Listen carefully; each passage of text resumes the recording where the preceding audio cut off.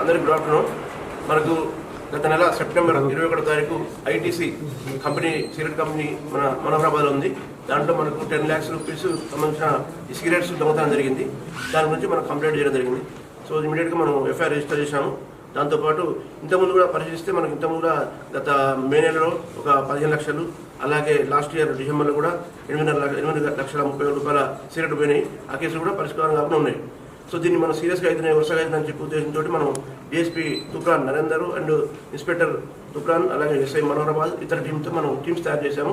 చేసి గత కొంతకాలం గురించి వర్కౌట్ చేస్తున్నాము. చేస్తే ఈరోజు మనం అదే దానిలో భాగంగా సీరియస్గా ఇన్వెస్టిగేషన్ నడుస్తుంది. అయితే ఈరోజు మనం వెహికల్ చెకింగ్ చేస్తున్నప్పుడు మనోహరాబాద్ దగ్గర ఉన్న జీడిపల్లి దగ్గర వెహికల్ చెకింగ్ చేస్తున్నాం.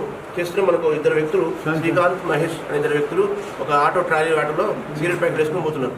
సిగరెట్ ప్యాకెట్ తీసుకొని పోతుంటే పోయి అడిగాం. అనుమానం వచ్చి అడిగితే వాళ్ళు కొంచెం అనుమానంతో పంపించారు. మన పేపర్స్ ఉన్నాయా, ఎక్కడ తీస్తున్నాం, ఏం తీస్తున్నాం అంటే వాళ్ళు ఏం చూపించలేదు. ఎక్కడి నుంచి వచ్చినట్టు లాస్ట్కి వాళ్ళు ఇంటరాక్షన్ చేసి వాళ్ళు ఒప్పుకున్నారు, మేమే చేస్తామని చెప్పుకున్నారు. వీళ్ళు ఏం చేస్తారంటే వీళ్ళు యాక్చువల్గా ఆన్లైన్ డ్రైవర్స్, ఐటీసీలో డ్రైవర్స్ పనిచేస్తారు. ఇద్దరు డ్రైవర్ చేస్తారు.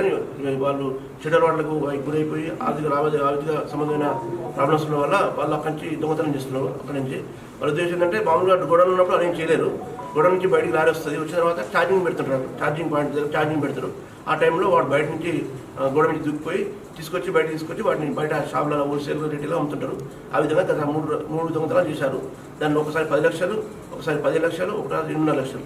సో దానికి సంబంధించి మనకు ఈరోజు మనం అక్కడ ఇంటాక్ట్గా మొన్న దొంగతనాల్లో 10 lakhs వర్త్ ఆఫ్ సిగరెట్స్ అయ్యే దొంగతనం అవన్నీ కూడా ఇప్పుడు మనం సీజ్ చేశాము.